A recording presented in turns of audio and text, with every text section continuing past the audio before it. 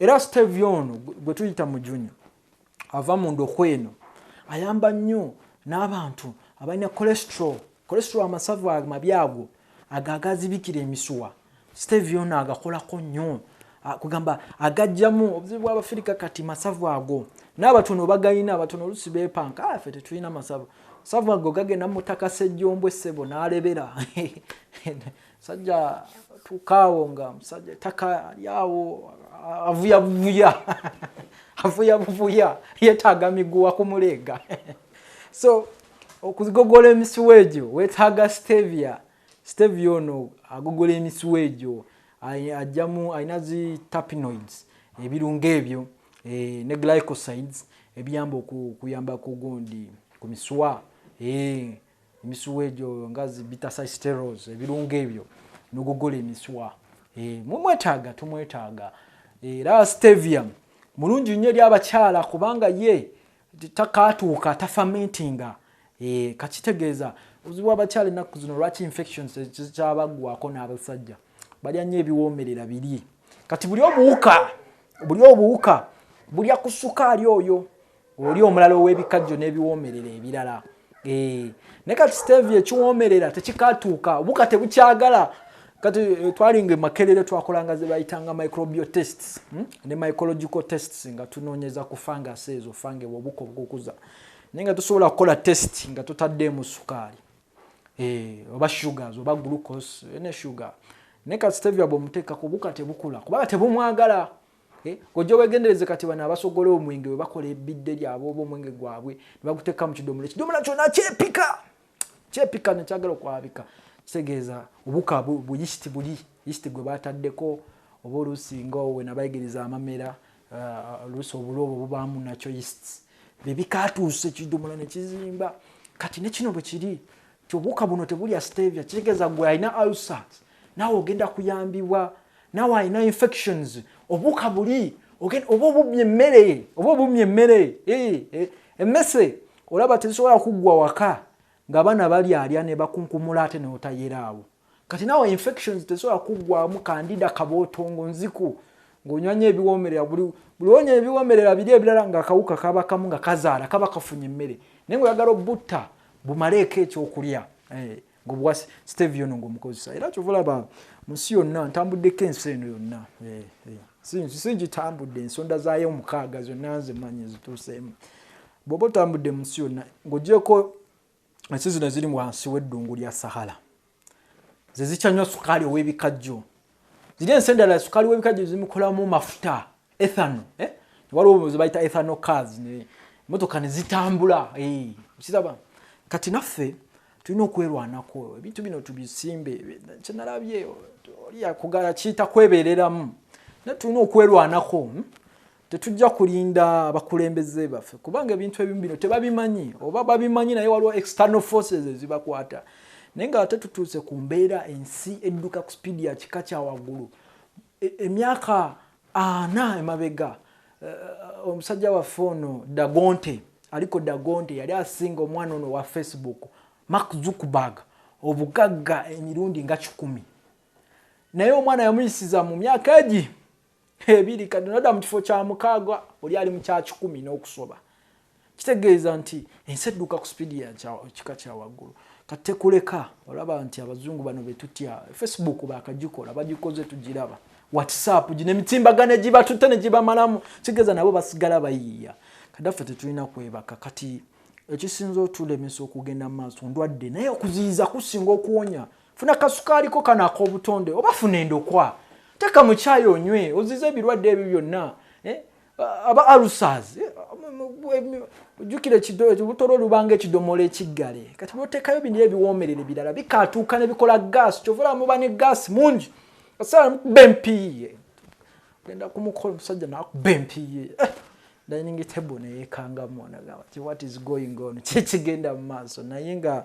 waliwo ebintu byetusobola okukozesa okuziyiza kibaita flatulence bloating gaso mungi kubanga kido egundi yaffe rubuto luninga kidomala lweggala ate olusi ne nati eri gye bayita pyloric sphincter eta ngokulanga obejjegadde kamakale kana abantu balekana obumwa kubanga gas ayitirira birebera bikatuuka ne hana akatuuka hano omubisi gw'enjuki nagwo gukatuuka. So stevia kye kintu ekitakatuukira munda mu lubuto kye bayita fermentation. Kitegeeza tojja wunya kamwa ng'onywa stevia n'otalekanira banno kamwa n'otanywa bintu bikukatuukira munda. N'olwekyo nti stevia ono tumuwe n'abaana baffe sukaali ono w'obutonde stevia muddo gwaffe gwa wano gwa mu tropics naye nga bomanyi ba European explorers bwe batambulanga bano ba Christopher Columbus ba Vasco da Gama ebintu ebisinga biri mu herbarium. Herbarium kye kifo ky'ekitiibwa bwe bakumina emiddo egyakabi egiriko. So kivulaba nti abantu abasinga tebamanyi bintu bino naye tujeetaaga otekamu katundu k'akajiiko ono sukaali muka nnyo tokayana nambeera ate bbeeyi ya sukaali yalinnye era kati bwe nsabira n'abakulu abakulembeze b'ennono omukyala abo bo bagenda kwanjula mu byokwanjula ebyo muzadde oli amagulu gamuluma ebinywa bimuluma ate gwe omuntu alya kiro 10 sukaali oli omulala obulwadde obwongerako obulwadde beera wakisa mutwalire endokweno mugambe endokwa gugwo omuti omukenkufu emyaka gyonna kati emyaka 8 mbawendo okwaza bwereere. So otekamu katono katundu kakakigo mu chai ne wenyola kasukaali k'obutonde baligeya nkona nga gwe wenywera tekamu kajiiko kange ak'obutonde nako nokokozesa bitu byonna bya butonde sukaali wa butonde ejiiko ya butonde ekikopo kya stevia kasufu kazibu kawoomera teri kintu kiwoomerera ku nsi okusinga stevia era no mu kifo ky'omuyita sweet honey muyita sweet stevia akamazzi ka stevia akamazzi kona kooteekamu amatondo 2 kano kanywerako omwaka mulamba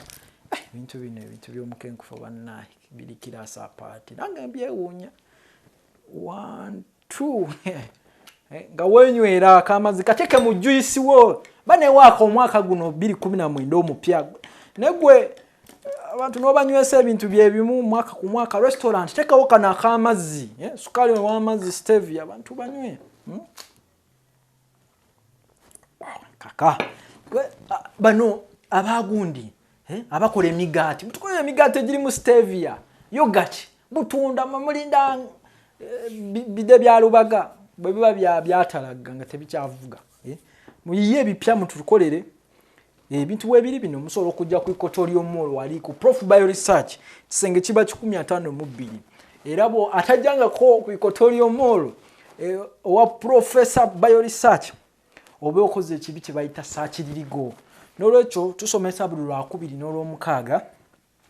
ebintu bino okulima stevia okulima amamera mujja muyige mutandikawo business empya ne bona alima bino teri agenda bibba ne gwe n'olima emmwanyi zo ne bazibba n'olima lumonde ne bamubba naye ono teri agenda mubba talwala talina balabe muve mu kibox nammwe. N'olwekyo ti stevia ono agenda kutuyamba nnyo okwongera ku nfuna yaffe wamu n'okututaasa endwadde nnyingi sisobola zimalayo nga natandise okwogera ku ndwadde zayamba nenge gyatuyamba okufuna ssente. Tuyinza okukola puroguramu lwaleero lwa Sunday paka ne Sunday ejja nga tukyali ku ekyo naye gwe kati tunuulire ewuwe waka kiremu eya sukaali ogigulanga nusulu ku 3,600 oba 3,500 naye katubale 3,600 bw'oba olina famire y'abantu 5 kiro muginywamu ennaku 2 kitegeeza wiiki musobola okukozesa kiro 3 omwaka mujja kukozesa kiro 12 omanya omwezi mujja kukozesa kiro 12 kiro 12 omwaka mube nga munywa kiro 144 tokibalirangako awo naye kyefumiitirize 144 bwe busawo nga almost 3 oba kiro 5 bwe munywe waka ate nga tobaze bano abanywa obutunda gwe tubaze gwe wa chai tobaze abanywa obutunda abakola keeki abakola abamuteekako abamusiiga ku miyembe mweno kakana sukaali tukozesa mungi bw'okubisaamu 3,600 bannaye emitwalo nga 5,800 gwatanywedde nnyo naye abanywa ennyo n'obukadde obubiri babusaasanya naye omukebe gumu guno gwagumu ekitundu gwagenda okufunirako n'endokwa ya bwereere ogenda gunywako omwaka mulamba nga tegukwongedde bulamu bwerere. Jukire n'ensi eno tugiryako makoola. N'olwekyo stevia tumunywe, n'ow'amazzi tutambule naye mu poketi, teke mu kyayi tukuume obulamu. Bafirika bannange kitulemeseza ogenda mu maaso tetumanyi kuziyiza. Ate ng'okujjanjaba oluusi tetuba na busobozi. Tululiga okuziyiza. N'olwekyo gwe stress gwekubye nga sukaali owulira akutawaanyiza nnyo n'envizize, kozesa akabuto ka Jamaica Star. Zino nsogasoga nazo zaffe zaawano ziva eri busoga. Amayiba agakozesa nnyo ensogasoga ne gafuna ebyoya bingi. Kyova olaba gwe atalina nviiri. Wesiga ensogasoga bagamba nti alima ensogasoga teyeewala mayiba. Kitegeeza ensogasoga ziyamba amayiba okubanga gabamalamu ne bw'olimanya ejjuba ebyoya biddamu mangu. Kati naawe atalina nviiri kozesa ensogasoga ate naawe alina envi. Era mu mbeera y'emu gwe omukyala sukaali oli ow'ebikajjo ng'akunuunya nnyo sikiini, wesige buto ovakkedo mutabule mu kizigo ky'ekinzaali olabe combination eyo. Ono Ronaldo ono Messi gwe teebereza nga Messi ne Ronaldo be bali ku ttiimu yo be ba striker oba ogenda kuba obutimba ziri empaka zammwe eza kaavu gwoba by carved oba obasinzeeko ojja kunyirira kubanga oba olina waaka wansi nga ne mu face olina waaka naye simanyi kaavu we binaatambula kusanga omuntu ng'alina waaka ate nga face damage okwewala embeera ezo amwe abagenda okukiika okuvuganya osiga ebizigo by'ekinzaali n'ovakkedo ebintu bitambule ate ono abe sabbuuni w'amapaapaali oleme kuunya ng'ekalalume ng'embuzi. Era abantu bagamba kitabani kyange kibbalo nabba kati kizzeeyo ku ssomero naye kitabani kyo kiwe kano ka sabbuuni kiwunye bulungi obulungi kwefaako. Ate emboozi z'omukenkufu zino zigoberere ku CD ojja sobola okujja ogifune ku Equatorial Mall ekisenge 152 oba genda ku mutimbagano ku YouTube. Tuna ne online radio genda ku website yaffe profbioresearch.com gwabeera asubiddwa emboozi zino wegatte ku mukutu gw'abasajja abali ebunaayira abatugoberera. Mbebaziza nnyo okumpuliriza. Yeye emboozi ya stevia gwe twayise mu Juni, sukaali w'obutonde eyazze okututaasa gwe bayita Stevia mu Juni. Musimbe waka muteeke mu ttaka akuyamba okwekulaakulanya ate omale weeriire ate ensi eno tugiryako makoola kanneeriire.